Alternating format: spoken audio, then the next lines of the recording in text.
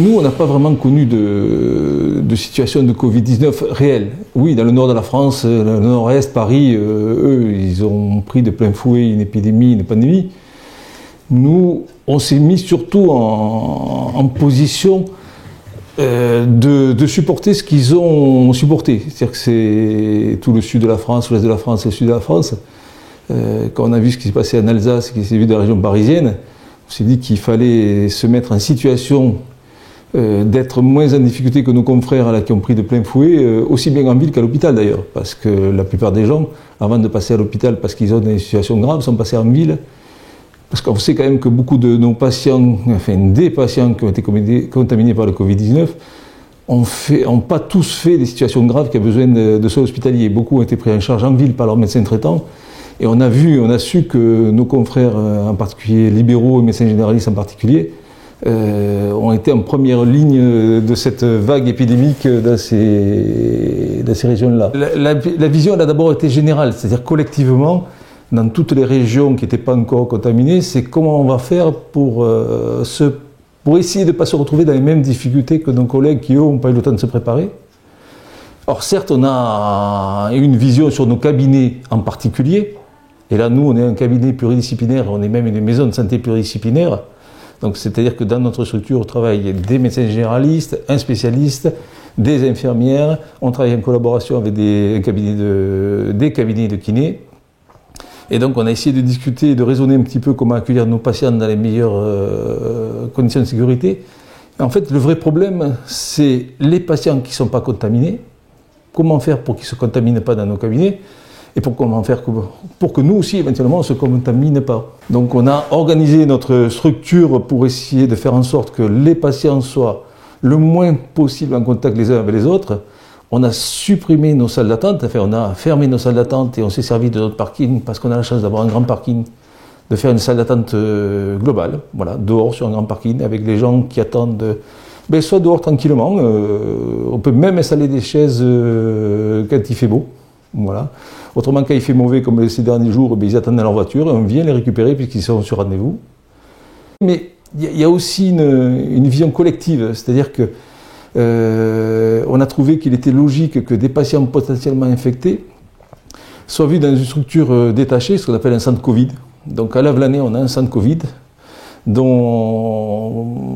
pour lequel se sont beaucoup investis à la fois la municipalité de Lavelanet, mais aussi le Dr Paubert qui a monté ça en quelques jours.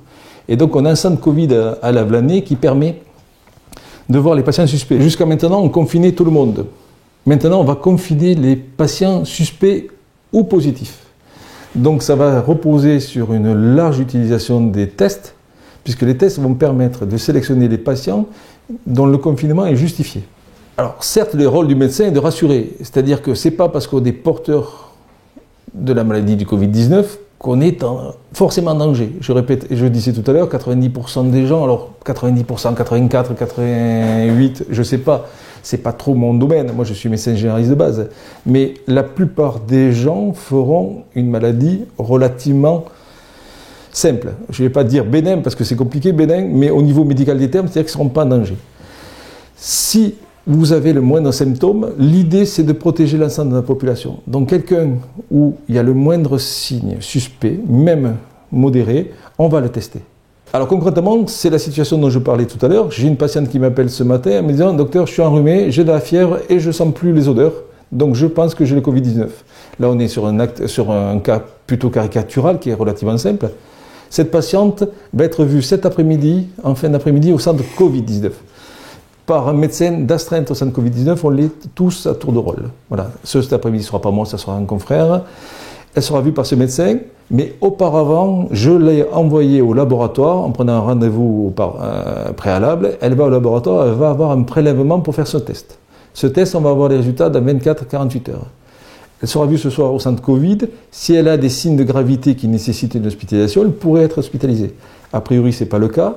Il y a de fortes chances que le médecin qui la voit dise qu'il n'y a pas aujourd'hui de critères de gravité, vous pouvez rentrer chez vous, et moi en tant que médecin traitant, je vais la suivre tous les jours, ou une certaine fréquence, par téléphone je vais l'appeler, on va s'appeler, je vais avoir le résultat dans 24-48 heures, jusqu'au résultat elle reste confinée, de façon absolue.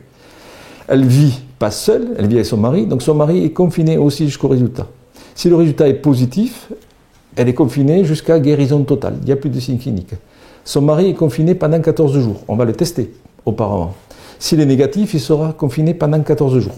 S'il n'a pas de signes cliniques au bout de 14 jours, il pourra ressortir. S'il est testé positif, eh bien on rentre dans un cas d'un patient testé positif et il sera déconfiné à la fin des signes cliniques quand ceux-ci apparaîtront. L'idée principale, on ne confine que les gens qui sont susceptibles de contaminer d'autres patients. On ne confine plus tout le monde, mais que les patients qui sont vraiment porteurs de la maladie ou avec une évaluation ils peuvent être, dans l'absolu, on pourrait avoir un patient avec des signes très évidents comme cette patiente-là, même si le test s'avérait être négatif, parce qu'il y a un défaut négatif, ce n'est pas un test qui donne une absolue réponse, elle sera confinée toute la durée de la maladie. Pour conclure, on confine les gens qui peuvent contaminer d'autres personnes. Tous les autres peuvent sortir en prenant bien sûr, je n'ai pas parlé jusqu'à maintenant, mais j'aurais dû le dire en premier, les gestes barrières, se laver les mains, le port du masque comme vous voyez que je le porte, et tout ce que vous avez entendu depuis le début de l'épidémie.